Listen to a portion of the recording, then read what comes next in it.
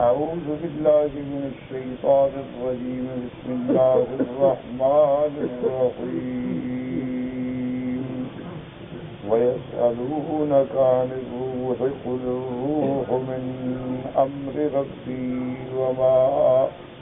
وما أوتيتم من العلم إلا قليلا ولئن شئنا لنذهبن بالذي أوحينا إليك ثم لا تجد لك به علينا وكيلا إلا رحمة من ربك إن فضله كان عليك كبيرا. قل لئن اجتمعت الإنس والجن على أن يأتوا بمثل هذا القرآن لا يأتون بمثله ولو كان بعضهم لبعض ظهيرا. ولقد صرفنا للناس في هذا القرآن من كل مثل فأبى أكثر الناس إلا كفورا. اللہ تبارک و تعالی نے کلام مقدس میں سورۃ الاسراء کی آیات مبارکہ میں جیسا کہ ہم پڑھ چکے ہیں، اللہ نے حضور صلی اللہ علیہ وسلم کو خبر دی کہ میرے محبوب جو قرآن ہم نے آپ سے اتارا ہے یہ شفا ہے اور رحمت ہے ایمان والوں. البتہ مورزین کے لیے خسارہ ہی خسارہ ہے، جو انکار کرتے ہیں، جو کفر کرتے ہیں، ان کے لیے اور زیادہ عذاب کا سبب بنے گا.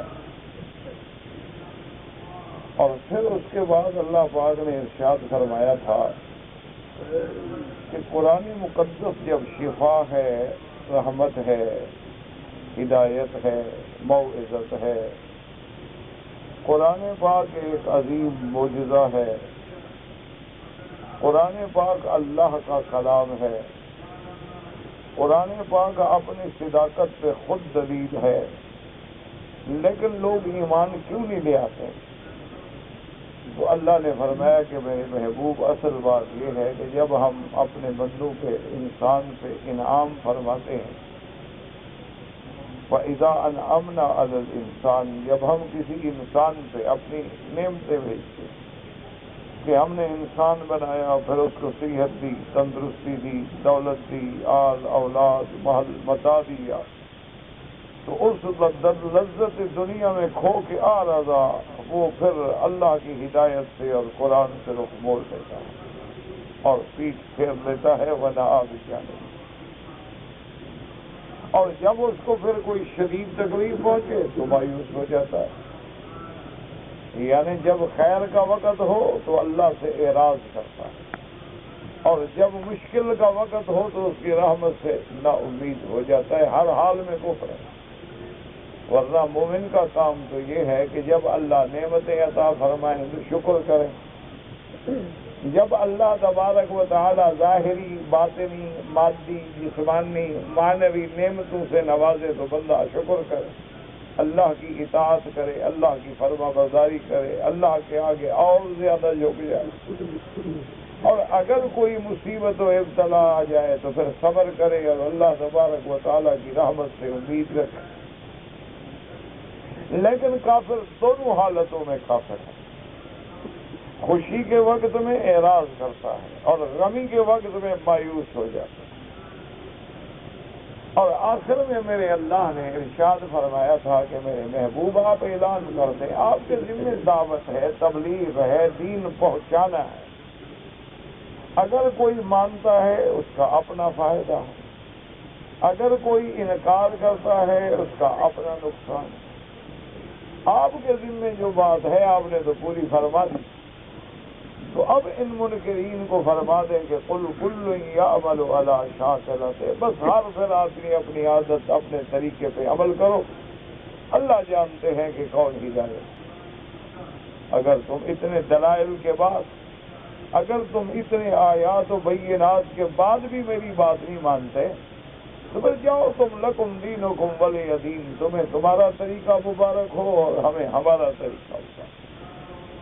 اور اس میں کوئی شبہ نہیں کہ فربکم اعلم بمن هو اہدی سبیلا، کہ تمہارا رب جانتا ہے کہ سیدھے راستے پہ کون۔ ان آیات مبارکہ کے بعد جو آیت ہم نے آج کے سبق میں تلاوت کی ہے، جس میں اللہ پاک نے ارشاد فرمایا کہ وَيَسْأَلُونَكَ عَنِ الرُّوحِ، آپ سے سوال کرتے ہیں کہ روح کیا ہے؟ قُلِ الرُّوحُ مِنْ أَمْرِ رَبِّي، کہ روح میرے رب کا حکم ہے، امر ہے۔ اللہ نے فرمایا وَمَا أُوتِيتُم مِّنَ الْعِلْمِ إِلَّا قَلِيلًا، نہیں دیے گئے تم علم میں سے مگر تھوڑا۔ تو اب اس مسئلے کو سمجھیں کہ روح کے بارے میں سوال کرنے کا مقصد کیا ہے، اور روح سے کیا مراد ہے، کس بارے میں سوال تھا۔ یاد رکھیں کہ چونکہ روح کا لفظ جو ہے اس کا اطلاق ہمارے اس نفس پہ بھی ہے جس سے جان ہے، جسے ہم زندگی کے حرکت کہتے ہیں، روح ہے تو حرکت ہے، روح نہیں تو حرکت ختم۔ اور اسی طرح روح کا اطلاق جو ہے وہ جبریل علیہ السلام پر بھی ہے۔ اللہ نے قرآن میں خود ارشاد فرمایا کہ نزل بہ الروح الامین علی قلبک لتکون من المنذرین بلسان عربی مبین، کہ قرآن لے کے کون اترا؟ الروح۔ تو روح کون ہے؟ جبریل۔ امین، امانت والا۔ اسی طرح قرآن فرماتے ہیں یوم یقوم الروح والملائکۃ صفا صفا لا یتکلمون الا من اذن له الرحمن وقال صوابا۔ اللہ نے فرمایا میرے محبوب اس دن کو یاد فرمائے کہ جس دن روح کھڑا ہوگا اور اللہ کے فرشتے بھی سب بستہ کھڑے ہوں، لا یتکلمون، ان کو بولنے کی بھی اجازت نہیں ہوگی، وہ بول بھی نہیں رہے ہوں گے مگر وہ جس کو رحمان اجازت ہے۔ تو وہاں بھی روح سے مراد جو ہے، بعض علماء فرماتے ہیں جبریل ہے اور بعض فرماتے ہیں اللہ کا ایک اور فرشتہ ہے۔ تو بہرحال روح کا اطلاق فرشتے پر بھی ہوتا ہے۔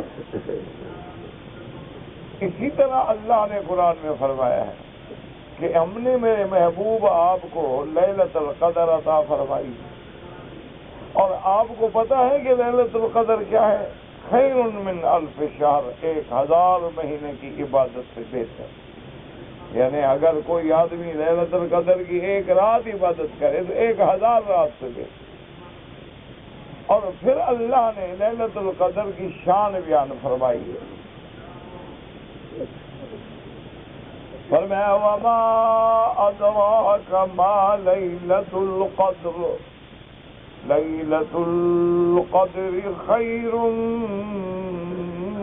من الف شہر تنزل الملائکۃ والروح تنزل الملائکۃ والروح فیہا بإذن ربہم من کل امر۔ اللہ نے فرمایا کہ میرے محبوب صلی اللہ علیہ وسلم وہ لیلۃ القدر ایسی شان والی رات ہے کہ جس میں روح بھی اترتا ہے آسمان سے، یعنی جبریل، اور فرشتے بھی اترتے ہیں آسمان سے، اور ساری رات آ رہے ہیں جا رہے ہیں، رحمتیں برس رہی ہیں۔ حتیٰ کہ صبح صادق جب طلوع ہوتی ہے تو وہ اس کے برکات کا وہ وقت جو ہے وہ ختم ہو جاتا ہے۔ تو وہاں بھی اللہ نے فرمایا کہ اب روح اور ملائکہ یعنی فرشتے بھی اور جبریل بھی، تو وہاں بھی روح کا لقب جو ہے جبریل کا لقب ہے۔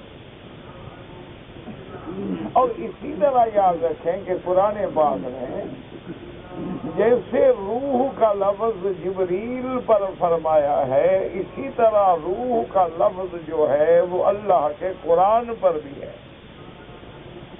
اللہ نے قرآن کو بھی روح فرمایا ہے۔ فرمایا وَكَذَلِكَ أَوْحَيْنَا إِلَيْكَ رُوحًا مِّنْ أَمْرِنَا، اور میرے محبوب ہم نے آپ پر وحی فرمایا ہے اپنے روح یعنی قرآن۔ تو قرآن کو بھی اللہ نے روح فرمایا ہے اور جبریل علیہ السلام کو بھی اللہ نے روح فرمایا ہے۔ اسی طرح حضور صلی اللہ علیہ وسلم نے اسی سرزمین حرم میں حضرت حسان رضی اللہ تعالی عنہ جو حضور کے شاعر تھے، حضور کے مدح خواں تھے، بڑے عظیم شعراء میں تھے اور جن کی زندگی سرکار دو عالم کی مدح میں گزری ہے،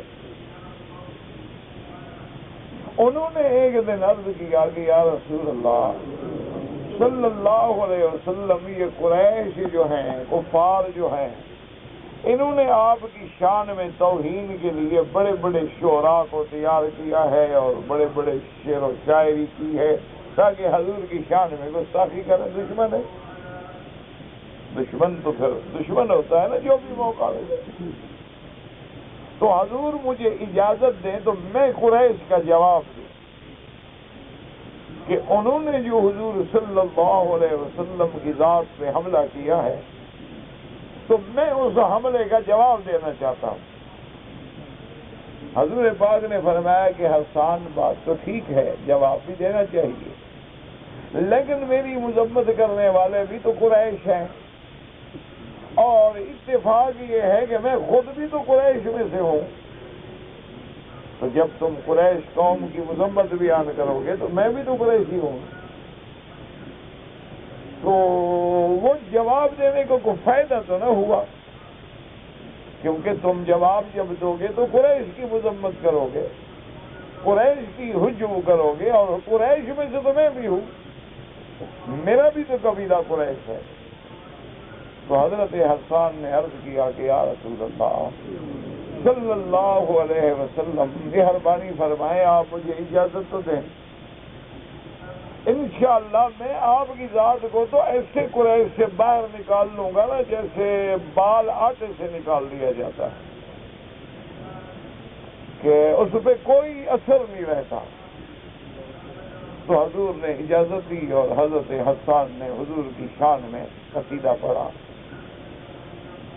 اسی سے علماء نے استدلال کیا ہے کہ اگر حضور کی شان مبارک میں نعت پڑھی جائے تو جائز ہے، نعت سنی جائے تو جائز ہے، لیکن اس میں دو چیزوں کا خیال رکھا جائے۔ ایک تو نعت میں کوئی ایسا لفظ نہ ہو جو قرآن و سنت کے خلاف ہے، جو لفظ قرآن و سنت کے خلاف ہو وہ منع ہے، کیونکہ صحیح حدیث مبارک میں آتا ہے کہ میرے محبوب کے گھر میں کچھ بچیاں اکٹھی ہو کے حضور جب جنگ سے فتح یاب ہو کے آئے تو خوشی میں گھر میں جیسے بچیاں اکٹھی ہو جاتی ہیں، وہ گانے والے نہیں تھی، عام بچیاں جیسے ہوتی ہیں اکٹھی ہو گئیں اور وہ جناب وہ حضور کی شان میں مدح کرنے لگی۔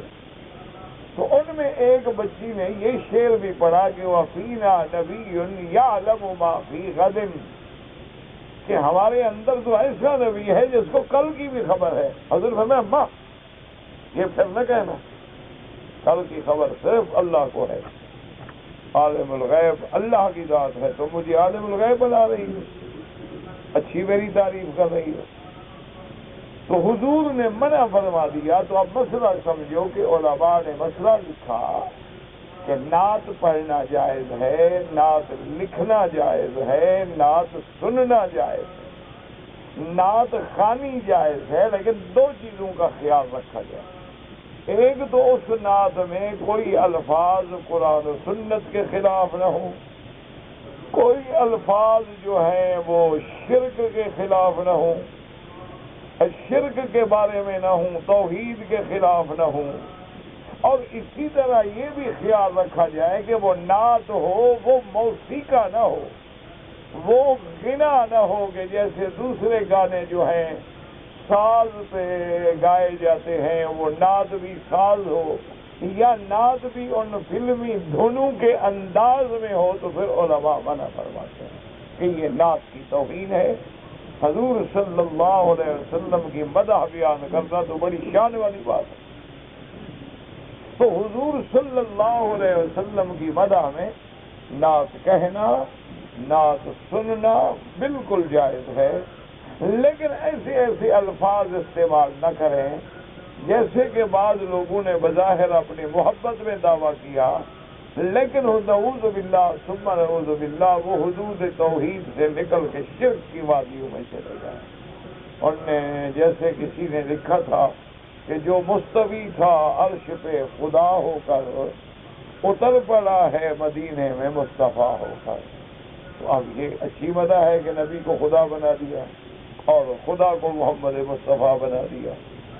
اسی طرح بہت سارے لوگوں نے، جیسے آج کل ایک بہت بڑا مشہور شعر ہے کہ آقا تیرا کرم ہے کہ بات اب تک بنی ہوئی ہے، تو آقا تو کرم تو مولا کا ہوتا ہے، اکرم الاکرمین تو اللہ کی شان ہے، ارحم الراحمین اللہ کی شان ہے، تو اللہ کی صفات کو غیر کی طرف منسوب کرنا جو ہے اسی سے شرک کا دروازہ کھلتا ہے، تو لہذا ایسی نعت نہ کہی جائے، ورنہ تو حضور صلی اللہ علیہ وسلم کی سیرت میں بی بی عائشہ صدیقہ نے کہا ہے، حضور صلی اللہ علیہ وسلم کی سیرت میں حسان ابن ثابت نے کہا ہے، حضور صلی اللہ علیہ وسلم کی شان میں حتیٰ کہ جب ابھی آپ دودھ پینے کی عمر میں تھے اس وقت بھی عبد المطلب نے کہا ہے، اسی طرح حضور کی صفت میں آپ کے چچا ابھی طالب نے بڑے قصائد کہے ہیں، اور اگر تمام قصائد کا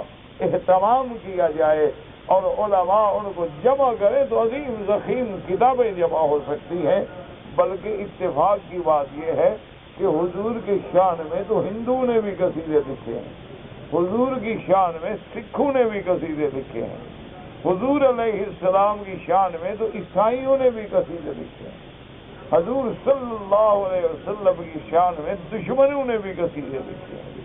تو بہرحال حضرت حسان کو جب حضور نے اجازت دی، حضرت حسان کھڑے ہو گئے، اور ایک حدیث مبارک میں یہ بھی آتا ہے کہ آپ نے اس کے لیے باقاعدہ ممبر رکھوایا اور فرمایا کہ ممبر پہ کھڑے ہو کے سناؤ۔ تو حضرت حسان رضی اللہ تعالی عنہ ممبر پہ کھڑے ہوئے اور حضور صلی اللہ علیہ وسلم کی جب شان بیان کی اور کفار کا جب رد کیا، حضور اتنے خوش ہوئے کہ آپ نے دعا مانگی، اللہم ایدہ بروح القدس۔ یہ ساری بات میں نے اس لیے کی ہے کہ حضور نے لفظ روح کا اطلاق جو ہے جبریل سے کیا، آپ نے فرمایا کہ اللہم ایدہ بروح القدس، کہ یا اللہ جبریل کو بھیج اور میرے اس صحابی کے دل میں مضمون ڈال، میری شان بیان کرنا۔ تو اس لیے اب یاد رکھو کہ روح کا اطلاق جبریل پر بھی ہے، روح کا اطلاق قرآن پر بھی ہے، اور روح کا اطلاق ہماری اس جان پر بھی ہے جس کی وجہ سے انسان زندہ ہے، جس کی وجہ سے انسان کی حرکات ہیں، سکنات ہیں۔ اب دیکھا ہے نا آپ نے کہ جب روح نکل جاتی ہے تو بندہ ختم، مردہ ہو جاتا ہے، اب وہ اپنی آنکھیں بھی بیچارہ بند نہیں کر سکتا۔ اسی لیے یہ حکم ہے نا کہ مرنے والے کی بھی آنکھوں پہ ہاتھ دے دو، کیونکہ اس کا روح نکل گیا، اب آنکھیں کھلی ہیں تو کھلی ہیں، کون بند کرے گا؟ یہ تو ہمارے جاہل لوگ ہیں نا، انہوں نے وہاں بھی ایک مسئلہ بنا دیا ہے۔ وہ کہتے ہیں کہ جناب اس کا بیٹا دوسرے ملک میں تھا، دیکھو بیٹے کی انتظار میں آنکھیں کھلی ہو، وہ اس کا روح نکلا، بیٹے کے انتظار کرا، عقل کی بات کرو۔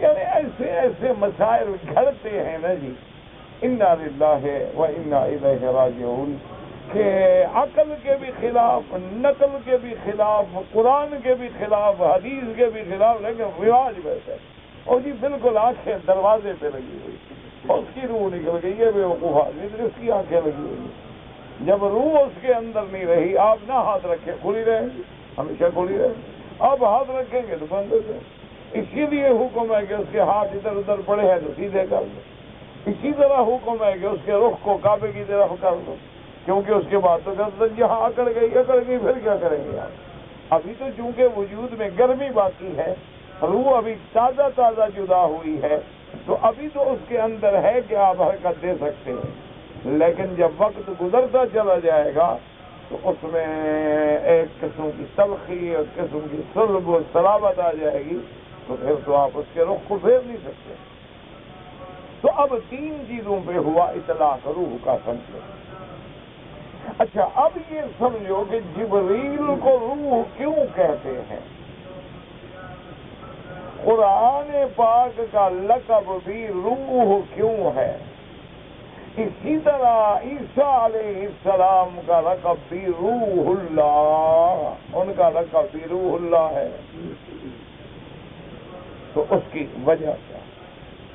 تو اس کے بارے میں علماء کرام نے لکھا ہے کہ جیسے اس روح سے ہماری جان سلامت ہے، قرآن سے ہمارا ایمان سلامت ہے، یہ روح ہماری جان کو سنبھال رہا ہے اور قرآن کی روحانیت جو ہے وہ ہمارے ایمان کو سنبھال رہا ہے، تو اس لیے اس پر بھی روح کا اطلاق ہے کہ مردہ دلوں کو زندہ کرنا جو ہے یہ قرآن کی شان ہے، کہ جب زمینیں بنجر ہو جاتی ہیں تو اللہ بارشیں برساتے ہیں، اور جب دل بنجر ہو جاتے ہیں تو قرآن کی بارش ہوتی ہے، پانی سے زمینیں زندہ ہوتی ہیں اور قرآن سے دل مردہ زندہ ہوتا ہے، اور اس روح کو لانے والا جبریل ہے، تو اس لیے اس کا لقب بھی روح ہو گیا، اور سیدنا عیسیٰ علیہ السلام کو روح اللہ اس لیے کہا گیا کہ روح تو ہر انسان میں ہے، لیکن ان کی ولادت چونکہ نرالی ہے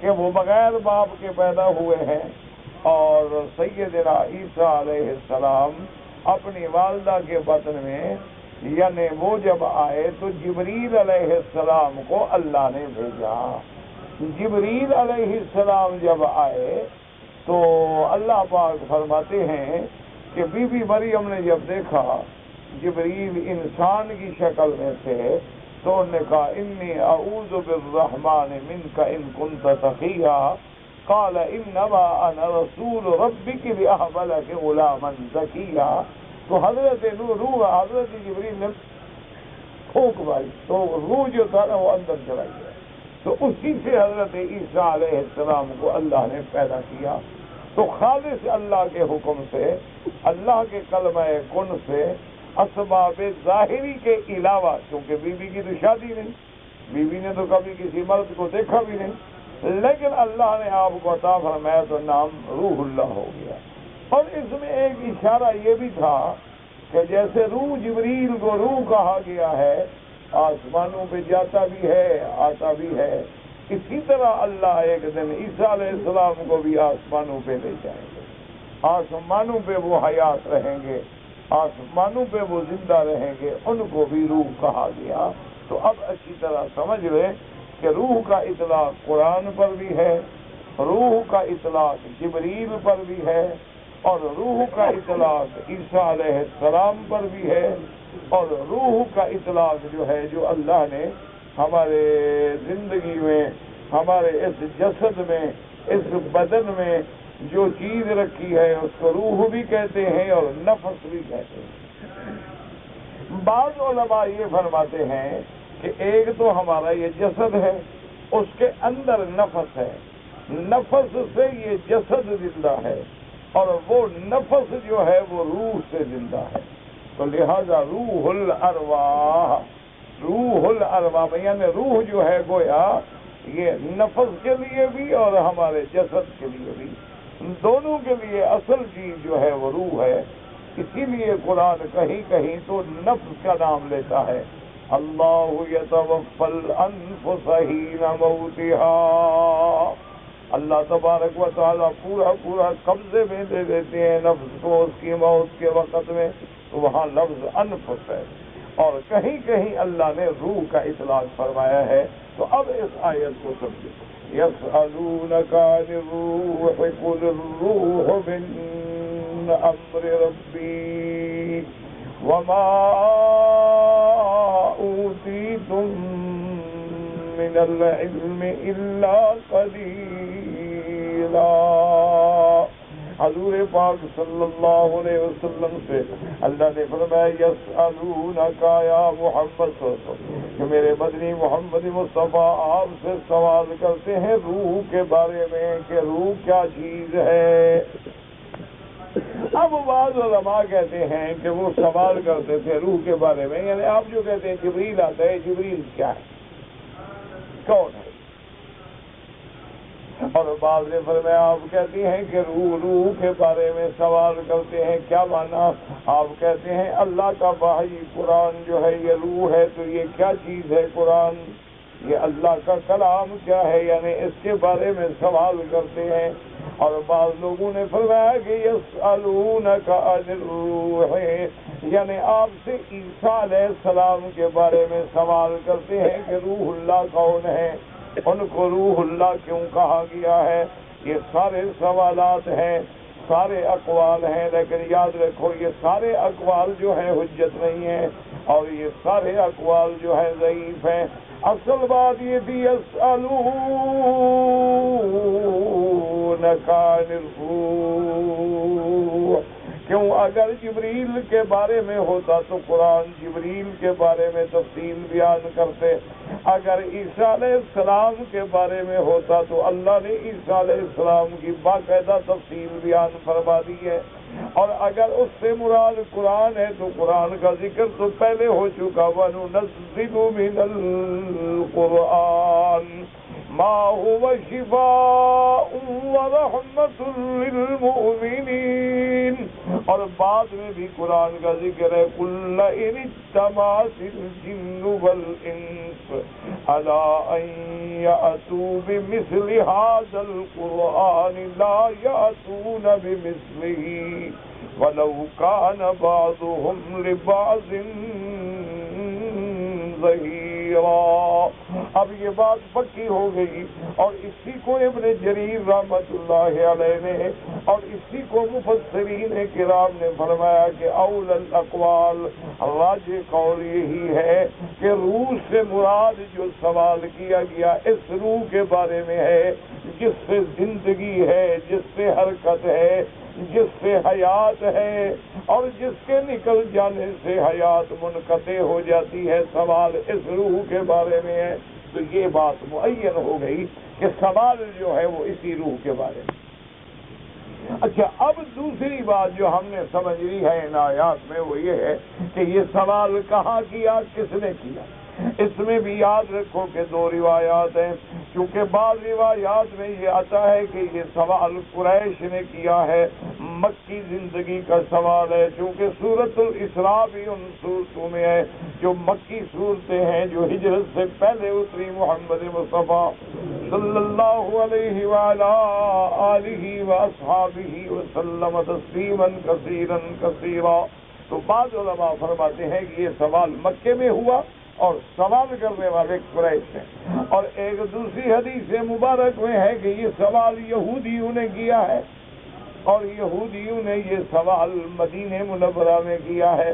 اچھا، اس حدیث میں یہ بھی آتا ہے کہ پھر یہ آیت اتری، تو اس لیے علماء جواب دیتے ہیں کہ شاید یہ آیت مکے میں بھی اتری ہے اور مدینے میں بھی اتری ہے، کیونکہ بعض آیات ایسی ہیں جو دو دفعہ نازل ہوئی ہیں، یعنی مکے میں بھی نازل ہوئی اور مدینے میں بھی نازل ہوئی، اور بعض علماء نے اصل میں ایک جمع بھی کیا ہے۔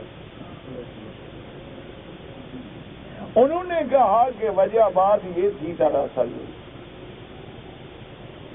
کہ قریش جو تھے وہ خود تو صاحب کتاب نہیں تھے نا، قریش کے پاس تو کوئی کتاب نہیں، وہ تو بالکل خالص وثنی تھے نا جی، بت پرست تھے، لیکن ان کے مقابلے پر یہود جو تھے وہ اہل کتاب تھے، ان کے پاس علم تھا تورات کا، ان کے بڑے بڑے احبار تھے، رہبان تھے۔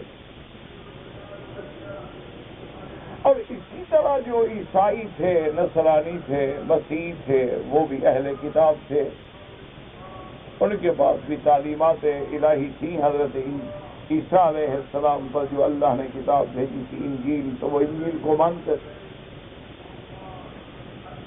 تو یہودیوں کے سرداروں نے مشورہ کیا کہ بھئی ہم حضور پاک کا مقابلہ یا حضور کا امتحان کیسے کر سکتے ہیں؟ ہم تو پڑھے لکھے نہیں نا، ہمارے پاس کوئی کتاب ہے۔ ایسا کرتے ہیں کہ ہم اپنا ایک وفد بھیجتے ہیں مدینہ منورہ، وہاں جانے کے بعد وہ کعب ابن اشرف اور یہودیوں کے بڑے لوگوں سے ملے اور ان سے کہے کہ دیکھو تم اہل کتاب ہو، تمہارے پاس علم ہے، اور مہربانی کرو ہماری مدد کرو، ہمارا مسئلہ حل کرو۔ کہ حضور صلی اللہ علیہ وسلم فرماتے ہیں کہ میں خاتم النبیین ہوں، اللہ کا نبی ہوں، اللہ کا رسول ہوں۔ تو ہم بڑے عجیب مشکل میں آ گئے ہیں کہ اگر وہ اللہ کے نبی ہیں واقعی اور ہم نہ مانیں پھر بھی تو مشکل ہے، اور اگر وہ اللہ کے نبی نہیں ہیں اور ہم نبی مان بیٹھے ہیں تو اپنی سرداری بھی دیں، اپنا اقتدار بھی دیں، اپنا سب کچھ بھی حوالے کریں اور وہ بھی اللہ کے نبی نہ ہوں۔ اس لیے آپ ہماری مدد کریں۔ مدد ہماری یہ کریں کہ پہلے تو آپ ہمیں خود بتائیں کہ آپ لوگوں کی کیا تحقیق ہے محمد رسول اللہ کے بارے میں۔ تم تو اہل کتاب ہو نا، پڑھے لکھے لوگ ہو نا، نے دیکھی ہوگی تمہاری کیا تحقیق۔ اور دوسری بات یہ ہے کہ ہمیں بھی بتاؤ کہ ہم کیسے فیصلہ کریں۔ تو یہودیوں نے کہا کہ ٹھیک ہے، آپ نہ گھبرائیں، ہم آپ کو 3 سوال لکھ کے دیتے ہیں، تم جا کر حضور صلی اللہ علیہ وسلم سے یہ 3 سوال پوچھو۔ اگر تو حضور صلی اللہ علیہ وسلم تینوں سوالوں کا جواب دے دیں تو پھر بھی نبی نہیں ہے،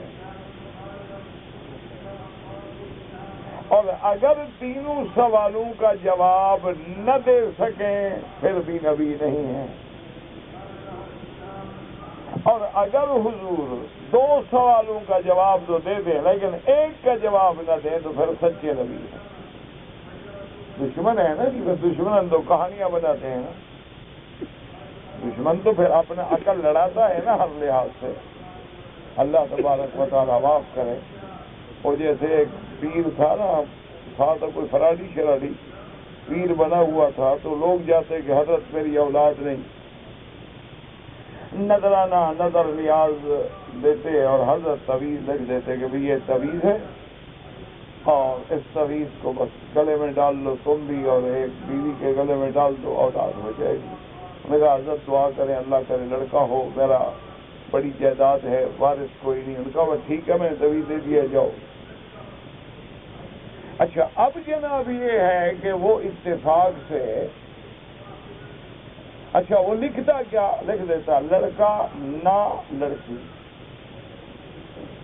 یہ تعویذ ہے۔ اب جناب اتفاق ہوتا ہے تو ہم تو دنیا کے چلتے رہیں گے نا، تعویذ لو یا نہ لو، ہم تو ہوتے رہتے ہیں نا۔ دیکھو جانوروں کے بچے جمتے ہیں، وہ کس پیر سے تعویذ لینے جاتے ہیں؟ یہ بلیاں جو 8 بچے لے کے پھرتی ہیں، یہ بھی تعویذ لے آتی ہیں۔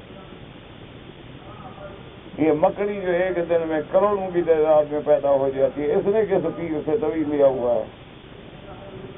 یہ تو نظام عالم ہے میرے بھائی، یاد رکھا کرو۔ اولادیں ہندو کی بھی ہوتی ہیں، سکھوں کی بھی ہوتی ہیں، یہودیوں کی بھی ہوتی ہیں، انگریزوں کی بھی ہوتی ہیں، ان کے بھی مر جاتے ہیں، ہمارے بھی مر جاتے ہیں۔ یہ تو اللہ کا ایک نظام ہے، یہ تو چلتا رہے گا۔ دن ہے ہو گیا، رات ہے ہوگی۔ تم رات قرآن پڑھتے ہوئے گزارو تب بھی دن ہوگا، شراب پیتے گزارو تب بھی گزر جائے گی، رات تو گزرے گی۔ اب جناب وہ لڑکا اتفاق سے لڑکا ہو گیا تو اب جناب مرید مٹھائیاں اور جناب چیزیں لے کے حضرت کی خدمت میں آتے۔ حضرت ماشاءاللہ آپ کا تویز لگ گیا ہے، تو اللہ نے مجھے لڑکا دیا۔ اس نے کہا کھولو تویز میرا، تویز کھولے، دیکھو لکھا تھا نا لڑکا نہ لڑکی، لڑکا ہونا چاہیے لڑکی نہ ہو۔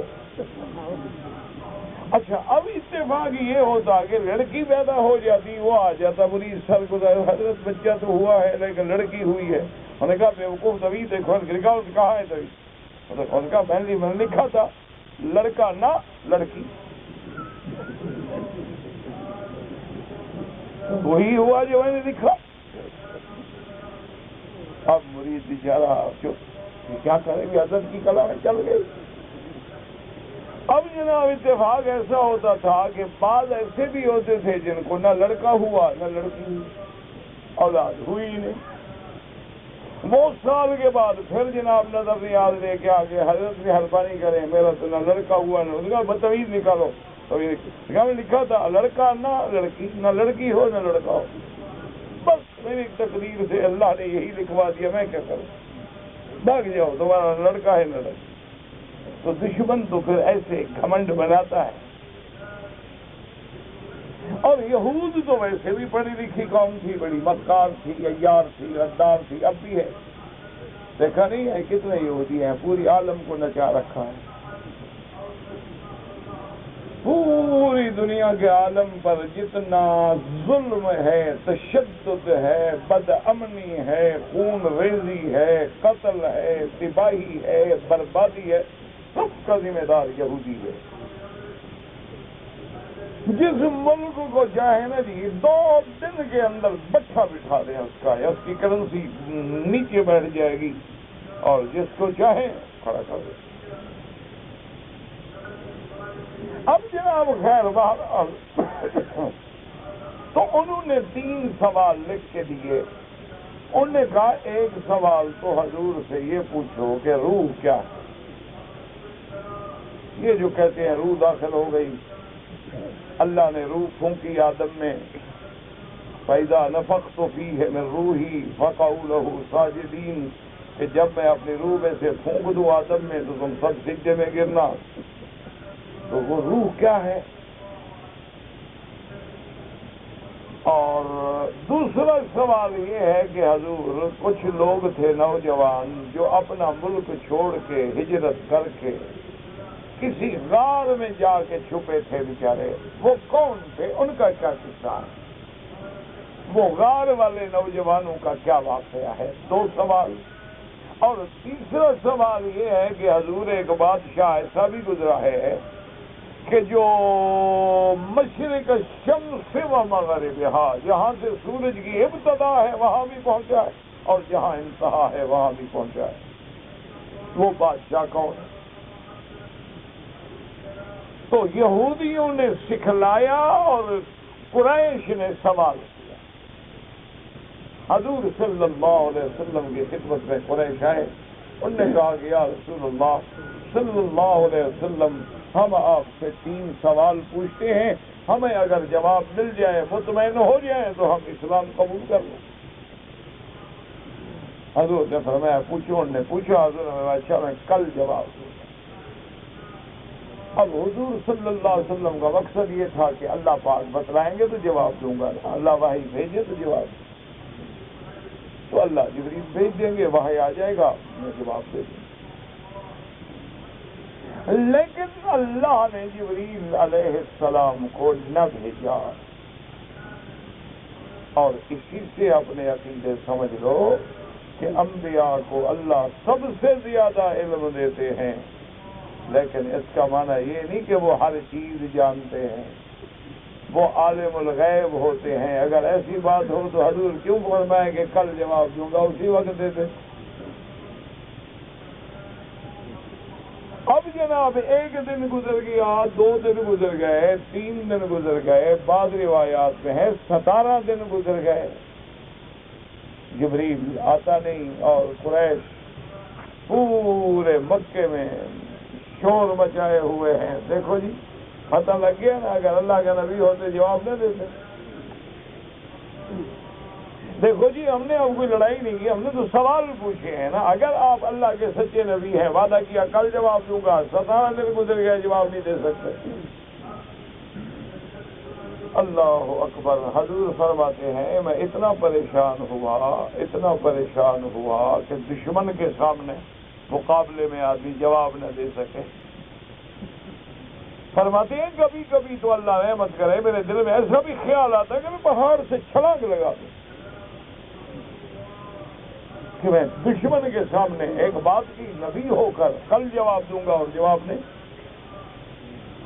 مسلمانوں کیا عالم الغیب بھی چھلانگ لگاتے ہیں؟ عالم الغیب کو بھی پریشانی ہوتی ہے. اللہ سے دعا کرو اللہ ہر مسلمان کا عقیدہ صحیح کرے. لوگ اتنے گمراہ ہو گئے ہیں. چلو عام بندے کا تو دکھ نہیں ہوتا، میری طرح بیچارہ جاہل ہوگا. دکھ تو مولوی کا ہوتا ہے نا، پڑھے لکھے کا ہوتا ہے.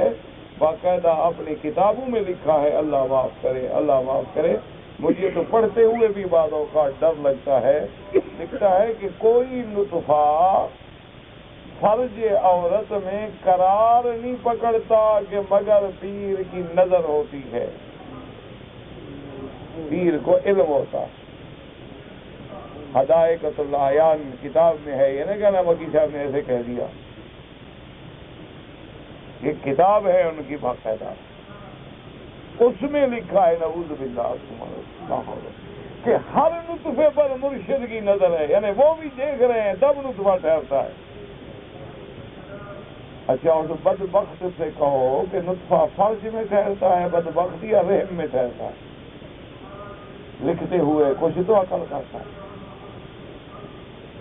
انا للہ. اللہ فرماتے ہیں کہ میرے سوا کوئی وَيَعْلَمُ مَا فِي الْأَرْحَامِ کون جانتا ہے؟ وہ کہتے ہیں نہیں مرشد جانتا ہے. استغفر اللہ. یا اللہ مسلمانوں کو ہدایت عطا فرما. یا اللہ گمراہوں سے بچا. یا اللہ بد عقیدہ لوگوں سے حفاظت فرما. ایسا جال بنتے ہیں نا نعوذ باللہ کہ غریب آدمی کرے کیا رہے. علم ہوتا نہیں، مطالعہ ہوتا نہیں، قرآن و حدیث پہ نظر نہیں ہوتی. وہ بیچارے ایسی باتیں پڑھتے ہیں حیران ہوتے ہیں پریشان سے کہ سبحان اللہ جی مرشد اتنا بڑا مرشد کام ہے کہ ہر چیز مرشد کی نظر میں ہے. اللہ اکبر. انا للہ و انا الیہ راجعون. مرشد کو یہ بھی پتہ نہیں ہوتا کہ میری بیوی گھر ہے کہ نہیں. اللہ کے بندے عالم الغیب صرف اللہ کی ذات. اب حضور فرماتے ہیں کہ 17 دن کے بعد جبریل آئے. اللہ نے قرآن نازل کیا وَلَا تَقُولَنَّ لِشَيْءٍ إِنِّي فَاعِلٌ ذَلِكَ غَدًا إِلَّا أَن يَشَاءَ اللہ نے فرمایا میرا محبوب آگے کبھی ایسی بات نہ کہنا کہ یہ کام میں کل کروں گا، بلکہ ایسی بات ہو تو ساتھ مشیت کا ذکر کرنا کہ اگر اللہ نے چاہا انشاءاللہ میں کل جواب دوں گا. آپ نے جب میرا نام نہیں لیا، مشیت اللہ کا ذکر نہیں کیا، تو ہم نے بھی آپ کو امتحان میں ڈال دیا کہ 2 جواب ہے. اللہ اکبر. اس لیے حکم ہے کہ جب کہو بھی انشاءاللہ میں آؤں گا، انشاءاللہ میں آپ سے ملوں گا، انشاءاللہ میں آپ کا کام کروں گا. اگر اللہ نے چاہے تو آپ ہم کیا کر سکتے ہیں. وَمَا تَشَاءُونَ إِلَّا أَن يَشَاءَ اللَّهُ. ہماری حیثیت کیا ہے جب تک اللہ نہ چاہے. تو اب اللہ نے سورۃ الکہف اتاری. اللہ نے فرمایا میرا محبوب وہ جو نوجوان ہیں اصحاب الکہف ان کا یہ واقعہ ہے، اور بادشاہ ذوالقرنین کا یہ واقعہ ہے. باقی جو روح کے بارے میں پوچھتے ہیں بس کہہ دو روح میرے رب کے امر کا نام. تو حضور پاک نے 2 چیزوں کا سوال کا جواب دیا تفصیل سے، اور ایک سوال کے بارے میں بالکل اختصار سے وہ جواب دیا جو شایان شان تھا، کیونکہ جو جواب ہم سمجھ نہیں سکتے جواب دینے کی کیا بات. اس روح کی گہرائیوں کا اور روح کی باریکیوں کا اور روح کی لطافتوں کا جو معاملہ ہے وہ ہماری عقل سے بھی ماورا ہے. اس لیے اللہ نے فرمایا اس تفصیل میں جانے کی ضرورت ہی نہیں ہے. یسألونک عن الروح قل الروح من امر ربی وما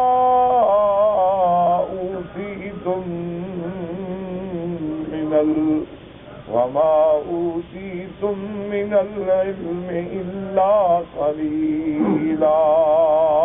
اور میرے مدنی محبوب صلی اللہ علیہ وسلم، روح تیرے رب کے امر کا نام ہے، اور آپ نہیں دیے گئے ہو علم مگر تھوڑا سا. یعنی اندازہ کریں کہ اللہ نے انبیاء کو سب سے زیادہ علم دیا ہے، لیکن اللہ نے فرمایا یہ جو میں نے علم دیا ہے یہ تو تھوڑا سا علم ہے، اور روح کے سمجھنے کے لیے تو بڑے علوم کی ضرورت ہے. تو اللہ تبارک و تعالیٰ کے پیغمبر نے یہ ان کو جواب دے دیا.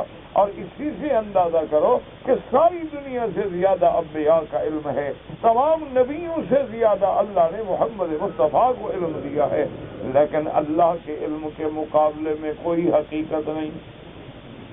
اس لیے سیدنا موسیٰ علیہ السلام اور سیدنا خضر حقیقت میں اپنے عقیدوں کو درست کر لو. جب سیدنا موسیٰ علیہ السلام اور حضرت خضر علیہ السلام کشتی میں سوار ہیں، دونوں کشتی میں بیٹھے ہیں کہ ایک چڑیا آ کے کشتی کے کنارے پہ بیٹھ کے اپنی چونچ سے پانی کو چونچ کا ایک قطرہ لیا اور گئی. حضرت خضر نے فرمایا کہ یا موسیٰ هل نقص من ماء البحر شیء، کیا پانی سمندر کا دریا کا اس چڑیا کے چونچ میں جو گیا ہے تو کتنی کم ہو گیا ہے. حضرت موسیٰ علیہ السلام ہنس پڑے، فرمایا چڑیا کی چونچ کے ایک قطرے سے دریا میں کیا کمی آئے گی. اب خضر علیہ السلام جن کو یہ کہتے ہیں نا تمام اولیاء اللہ کے سربراہ خضر ہیں، ان کی بات سنو. فرمایا علمی و علمک و علم الخلائق کلھا. فرمایا کہ موسیٰ علیہ السلام تیرا شریعت والا علم، میرا تکوینیات والا علم اور ساری مخلوق کا علم اکٹھا کرو، اللہ کے علم سے اتنا بھی کمی نہیں ہوگی جتنا اس قطرے سے دریا میں کمی ہوئی ہے. اللہ کا علم اتنا ہے. اس لیے فرمایا کہ یسألونک عن الروح قل الروح من امر ربی وما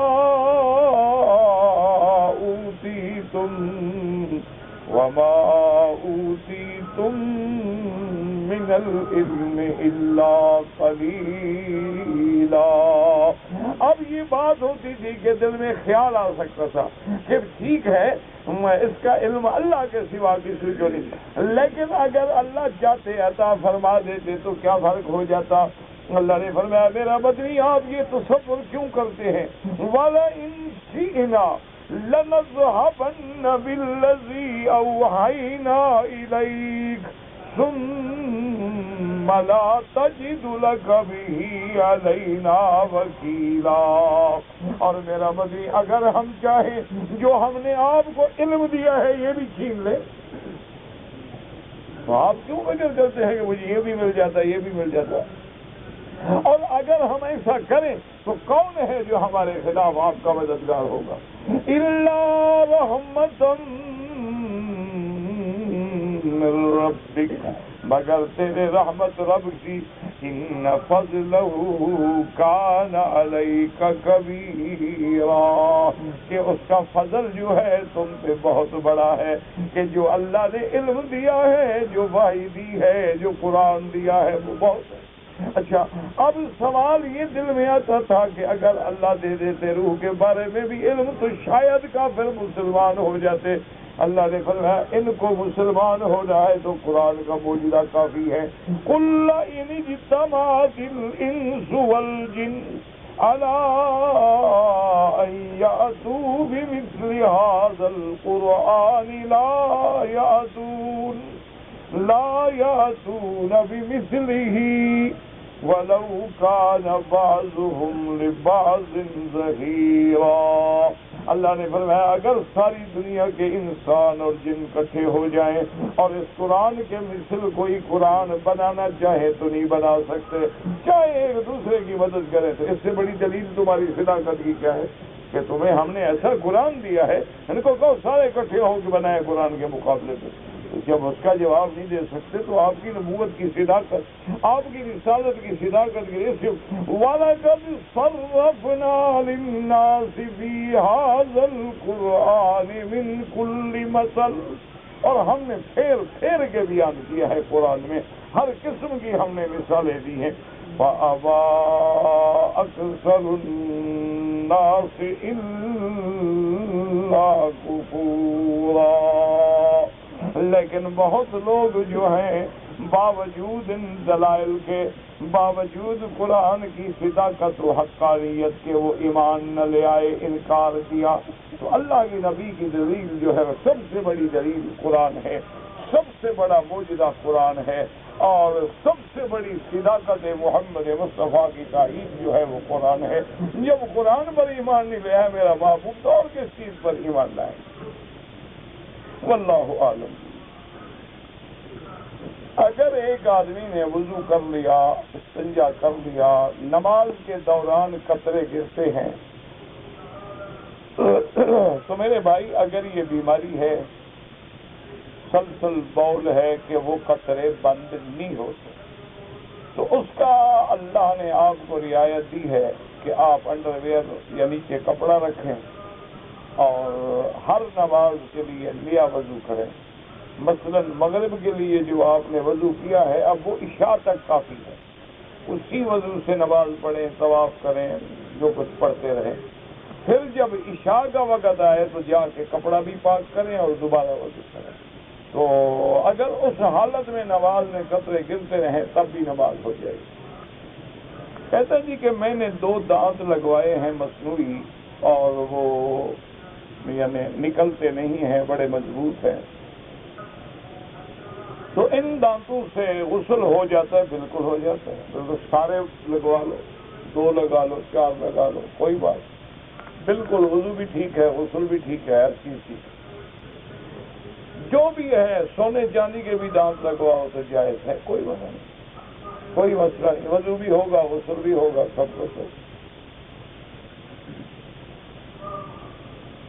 اگر کسی نے رمضان المبارک کے مہینے کے بعد مسجد عائشہ سے عمرہ کیا ہے تو امام ابو حنیفہ رحمۃ اللہ علیہ کے نزدیک وہ تمتع نہیں ہوتا۔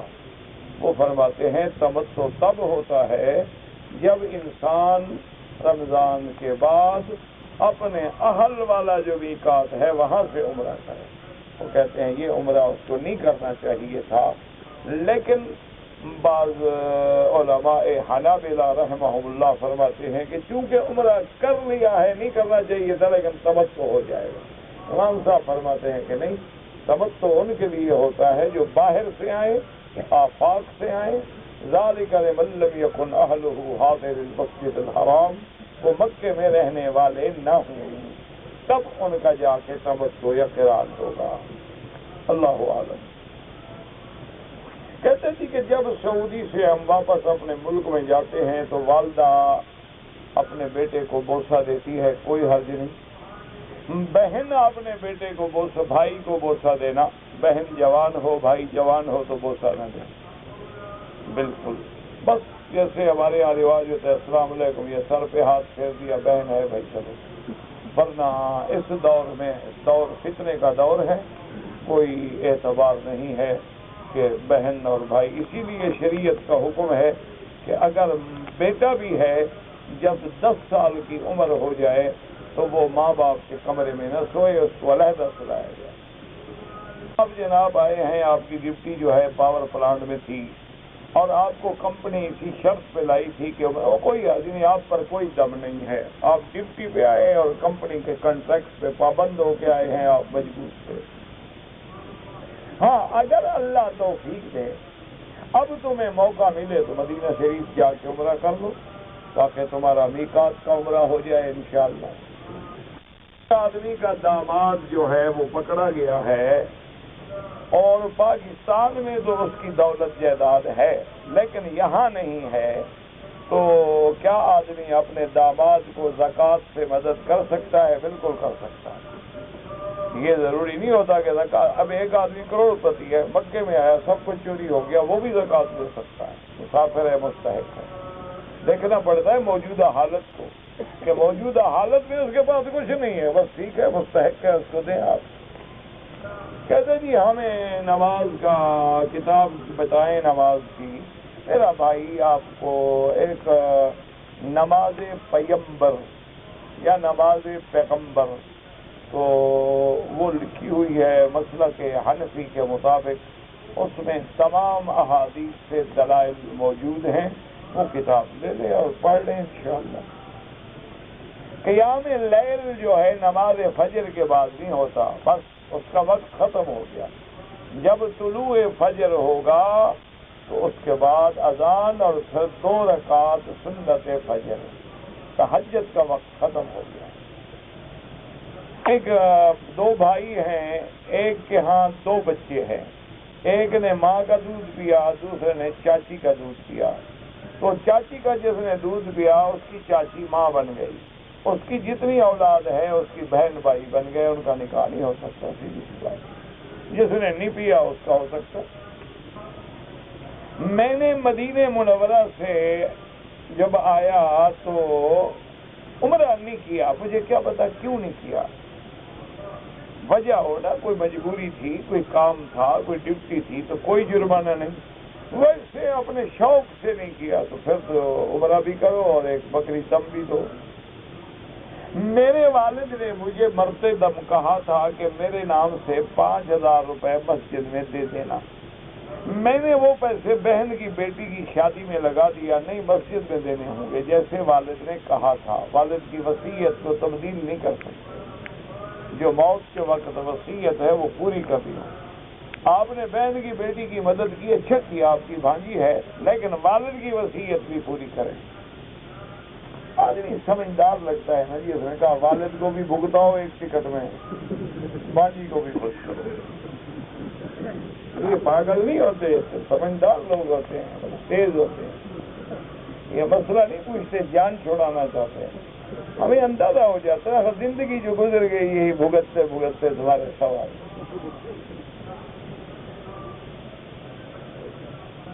میں نے جی 9 تاریخ میدان عرفات میں گزارا، ٹھیک ہے، مغرب کے بعد عرفات سے نکلا، مزدلفہ آیا، رات کو ٹھہرا، صبح صادق ہونے کے بعد مینا روانہ ہوا، پھر کنکریاں لگایا، پھر سر مڈایا، طواف صفا کر کے گھر آ گیا، پھر گھر سے جا کر کنکریاں مارا۔ لیکن صبح صادق ہونے کے بعد اگر تم نے فجر کی نماز مزدلفہ میں پڑھی ہے تو پھر تو دم نہیں ہے۔ اگر نماز سے تم مزدلفہ سے پہلے نکل آئے ہو تو ایک تو مزدلفہ کی دم ادا کرو، باقی تم نے سب ٹھیک کیا، جا کے کنکری ماراتے تھے، صرف مینا میں دن رات نہیں گزارے تو سنت سے محروم ہو گئے، لیکن دم کوئی نہیں پڑے گا۔ اب یہ مزدلفہ کا تمہیں پتا ہے کہ تم نے فجر کی نماز مزدلفہ کی حدود میں پڑھی تھی، ٹھیک ہو گیا، نہیں پڑھی تھی دم پڑ گیا۔ ایک آدمی نے اس کی بیوی اور 10 سالہ بچے کو سعودی عرب آیا، وہ نہیں آتی، اور بچہ امریکہ میں ہے، اس کے ساتھ بیوی نے سعودی عرب آ کر رہنے سے انکار کیا ہے، خلو کا مطالبہ کیا۔ بچہ عمر کے جس حصے میں ہے اس سے آگے اس کے بگڑنے کا سخت اندیشہ ہے، مجھے تو سمجھ نہیں آیا۔ ایک آدمی نے امریکہ سے سکونت چھوڑ کے سعودی عرب میں سکونت اختیار کر لی، اچھا، کہ اپنی بیوی 10 سالہ بچے کو بھی سعودی عرب بلایا، وہ نہیں آتی، یعنی اپنی بیوی بھی اس کی نہیں آتی، 10 سالہ بچہ بھی نہیں آتا، اچھا، اور جناب یہ ہے کہ خلو کا مطالبہ، یعنی بیوی خلو کر رہی ہے، تو بہرحال خلو وہ کر سکتی ہے، اس کو حق ہے، تو لیکن بچہ جو ہے وہ باپ کا ہے، جب بچہ بڑا ہو گیا ہے تو اب ماں کا کوئی حق نہیں، چھوٹا بچہ ہو تو ماں کا حق ہے شریعت میں، لیکن انگریز کا قانون کیا کہتا ہے اللہ عالم۔ شریعت میں یہ حکم ہوتا ہے کہ اگر بچہ چھوٹا ہے، دودھ پینے والا ہے، حتیٰ کے بعد فقہا کہتے ہیں 12 سال تک تو ماں باپ کے پاس، ماں کے پاس رہے گا، لیکن بعد میں باپ کے پاس رہے گا۔ ویسے تم کوشش کرو سلو کرنے کی، اللہ کے بندے۔ یہ شرط رکھ سکتے ہیں کہ میں خلو تب دوں گا جب بچہ میرے حوالے کیا جائے، بالکل جائز ہے، لیکن کوشش کرو سلو کرنے کی، پیار سے، محبت سے، کچھ سمجھاؤ، کچھ دعائیں کرو اللہ سے، اور اللہ پاک اس کو ہدایت دے، بیوی کو وہ بھی آ جائے۔ بہن کا شادی کرے پھر اپنی بیٹی کا، جیسے حالات ہو، یہ کوئی پابندی نہیں، بہن کا رشتہ آ گیا ہے کر دو، بیٹی کا رشتہ آ گیا ہے کر دو۔ یہ تو دیہات کی بات ہوتی ہے، جاہلوں کی، ہو جی میری بیٹی گھر میں بیٹھی ہوئی ہے بہن کا کیوں کروں، یا جی ابھی میری بہن بیٹھی ہوئی ہے تو بیٹی کا کیوں کروں؟ جس کا رشتہ خدا نے بھیجا ہے وہ کرو تاکہ بوجھ ختم ہو۔ ہمارے ملک میں جو میلاد منایا جاتا ہے وہ بدعت ہے، اس کا کوئی قرآن و حدیث سے ثبوت نہیں ہے۔ ایک آدمی کاروبار کی وجہ سے مکے میں آیا تھا، اس لیے اس نے احرام نہیں باندھا، پھر حج کا احرام مکے سے باندھا، ٹھیک ہو گیا الحمدللہ۔ طواف کے بعد 2 رکعت پڑھنا امام ابو حنیفہ رحمۃ اللہ علیہ کے نزدیک واجب ہے، باقی ائمہ رحمۃ اللہ علیہ کے نزدیک سنت ہے۔ اگر آدمی 2، 3، 4 طواف کرے تو بعد میں 2 رکعت سب کی پڑھ لے تو جائز ہے، لیکن افضل یہی ہے کہ طواف کر کے 2 رکعت پڑھ کے پھر دوبارہ طواف شروع کرے۔ کسی نے کسی کو پیسہ قرضہ دیا اور کہا کہ 2 مہینے کے بعد جب دو گے تو مجھے زیادہ دو گے، وہ حرام ہے، سود ہے اور لعنت ہے۔ واللہ اعلم۔ ربنا تقبل منا انك انت السميع العليم وتب علينا انك انت التواب الرحيم۔ اللهم يسر امورنا وفرج همومنا واقض حاجاتنا واصلح احوالنا واولادنا وذريتنا وذرياتنا برحمتك يا ارحم الراحمين۔